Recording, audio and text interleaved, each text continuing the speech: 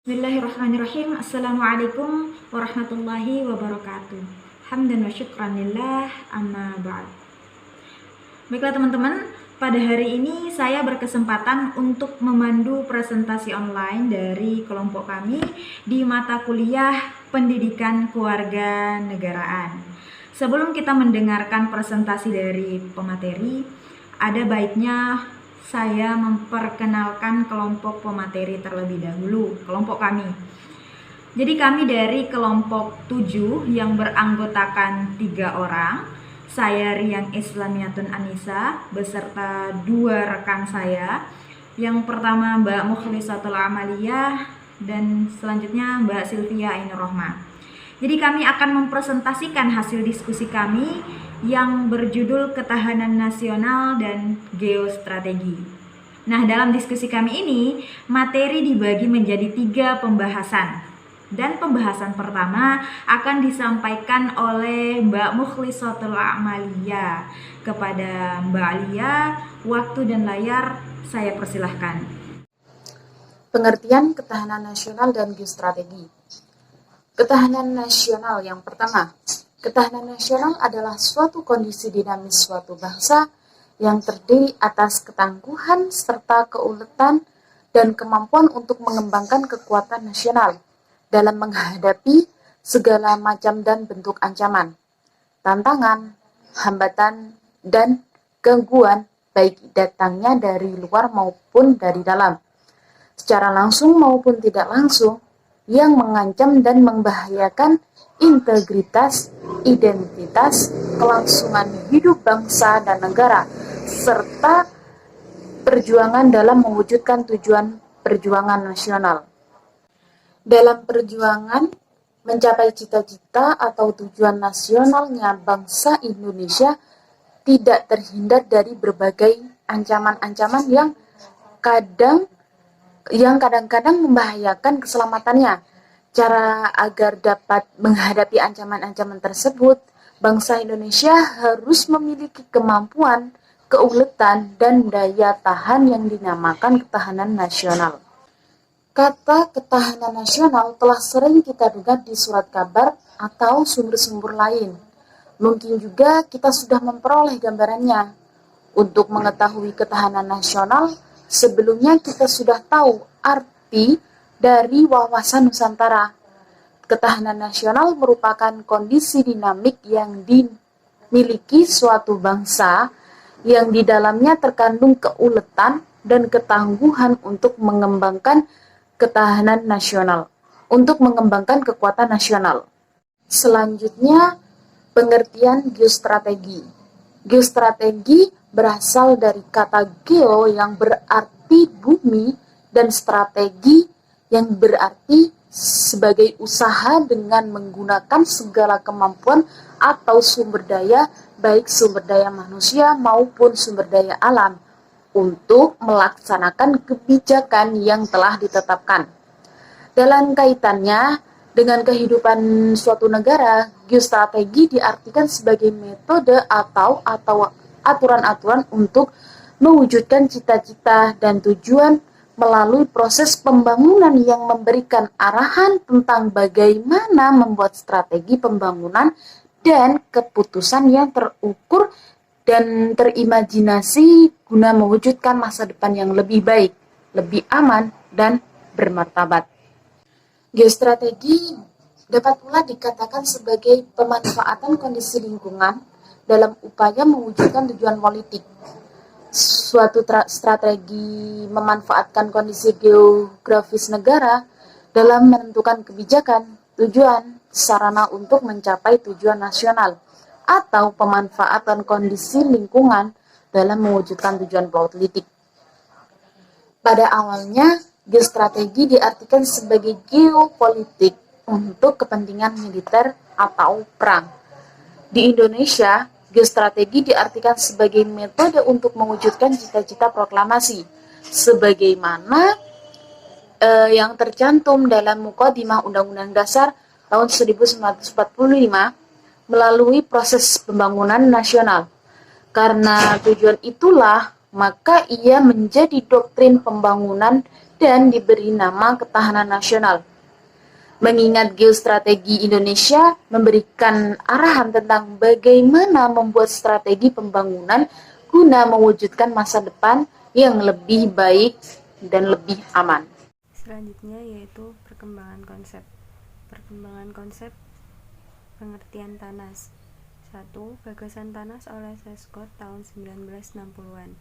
TANAS adalah pertahanan wilayah oleh seluruh rakyat. 2. Gagasan TANAS oleh Lemhanas tahun 1963-an. TANAS adalah keuletan dan daya tahan nasional dalam menghadapi segala kekuatan, baik yang datang dari luar maupun dari dalam, yang langsung ataupun tidak langsung, membahayakan kelangsungan negara dan bangsa Indonesia. 3. Gagasan TANAS oleh Lemhanas tahun 1969-an. TANAS adalah keuletan dan daya tahan nasional dalam menghadapi segala ancaman, baik yang datang dari luar maupun dari dalam, langsung ataupun tidak langsung, membahayakan negeri dan bangsa Indonesia. 4. Gagasan TANAS berdasarkan SK Menhankam Pangap Nom SKEP 1382/XG 1974.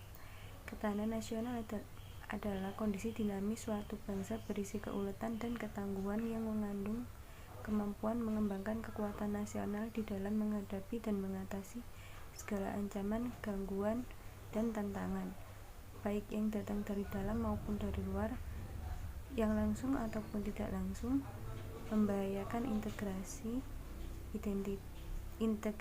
identitas, kelangsungan hidup bangsa dan negara, serta perjuangan nasional. Yang kelima, gagasan TANAS menurut GBHN 1978-1997. TANAS adalah kondisi dinamis yang merupakan integritas dari kondisi tiap aspek kehidupan bangsa dan negara. Selanjutnya, perkembangan konsep geostrategis Indonesia. Perkembangan konsep geostrategis Indonesia.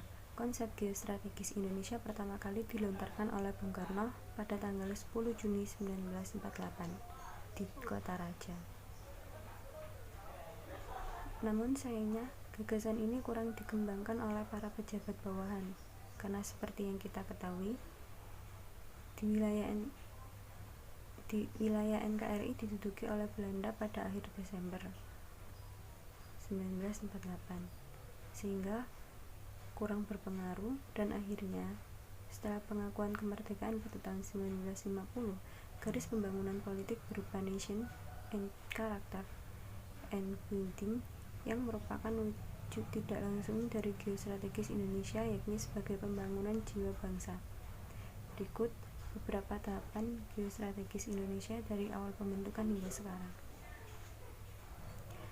1. Pada awalnya pembangunan awal geostrategis Indonesia digagas. Sekolah Staf dan Komando Angkatan Darat atau Sesquad pada Bandung tahun 1962. Isi konsep geostrategis Indonesia yang tenimus adalah pentingnya pengkajian terhadap perkembangan lingkungan strategi di kawasan Indonesia yang ditandai dengan meluasnya pengaruh komunis. Geostrategis Indonesia pada waktu itu dimaknai sebagai strategi untuk mengembangkan dan membangun kemampuan teritorial dan kemampuan gerilya untuk menghadapi ancaman komunis di Indonesia. 2. Pada tahun 1965-an, Lembaga Ketahanan Nasional mengembangkan konsep geostrategi Indonesia yang lebih maju dengan rumusan sebagai berikut. 1. Bahwa geostrategi Indonesia harus berupa sebuah konsep strategi untuk mengembangkan keuletan dan daya tahan, juga mengembangkan kekuatan nasional dalam menghadapi dan menangkal ancaman, tantangan, hambatan, dan gangguan, baik bersifat internal maupun eksternal. Gagasan ini agak lebih progresif, tapi tetap terlihat konsep geostrategis Indonesia baru sekedar membangun kemampuan nasional sebagai faktor kekuatan penangkal bahaya. 3. Pada tahun 1972, Lembaga Ketahanan Nasional terus melakukan pengkajian tentang geostrategi Indonesia yang lebih sesuai dengan konstelasi Indonesia. Pada era itu, konsepsi geostrategi Indonesia dibatasi sebagai metode yang untuk mengembangkan potensi ketahanan nasional dengan pendekatan keamanan dan kesejahteraan untuk menjaga identitas kelangsungan secara integritas nasional sehingga tujuan nasional dapat tercapai. Yang keempat, terhitung mulai tahun 1974, geostrategi Indonesia ditegaskan wujudnya dalam bentuk rumusan ketahanan nasional sebagai kondisi, metode, dan doktrin dalam pembangunan nasional. Pengembangan konsep geostrategi Indonesia bahkan juga dikembangkan oleh negara-negara lain dengan bertujuan: 1. Menyusun dan mengembangkan potensi kekuatan nasional, baik yang berbasis pada aspek ideologi, politik, sosial, budaya, dan HAM, maupun aspek-aspek alamiah. Hal ini untuk upaya kelestarian dan eksistensi hidup negara dan bangsa dalam mewujudkan cita-cita, proklamasi, dan tujuan nasional. Yang kedua, menunjang tugas pokok pemerintahan Indonesia dalam menegakkan hukum dan ketertiban atau law and order, terwujudnya kesejahteraan dan kemakmuran atau welfare and prosperity, terselenggaranya pertahanan dan keamanan atau defense and prosperity, terwujudnya keadilan hukum dan keadilan sosial atau judicial justice and social justice. Yang terakhir yaitu tersedianya kesempatan rakyat untuk mengaktualisasikan diri atau freedom of the people. Selanjutnya yaitu prinsip-prinsip nasionalisme dalam geostrategi. Jadi teman-teman, prinsip-prinsip nasionalisme itu ada beberapa. Yang pertama yaitu kesatuan sejarah. Bangsa Indonesia tumbuh dari kesatuan sejarah, dimulai dari zaman prasejarah Majapahit, kemudian Sumpah Pemuda, masuk ke proklamasi, hingga akhirnya membentuk bangsa Indonesia yang kita kenal sekarang ini. Prinsip yang kedua yaitu kesatuan nasib. Semua unsur bangsa Indonesia mengalami nasib yang sama, yaitu penderitaan akibat penjajahan dari bangsa Indonesia pada masa itu.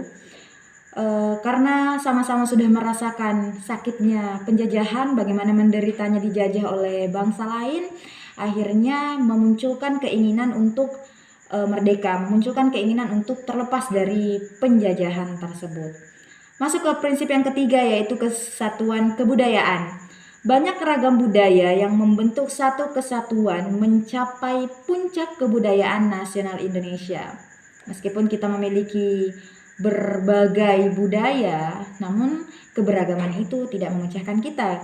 Contohnya saya yang terlahir dan besar di Pulau Sulawesi, kemudian saya merantau ke Pulau Jawa untuk berkuliah, dan masya Allahnya saya tidak merasakan hal-hal yang membuat saya tidak betah di sana. Artinya saya merasa biasa saja. Saya merasa diterima dan tidak berbeda dengan teman-teman yang ada di sana. Prinsip selanjutnya yaitu kesatuan wilayah. Bangsa Indonesia terdiri atas berbagai unsur yang membentuk pulau dan lautan, yang merupakan satu kesatuan wilayah tumpah darah negara dan bangsa Indonesia.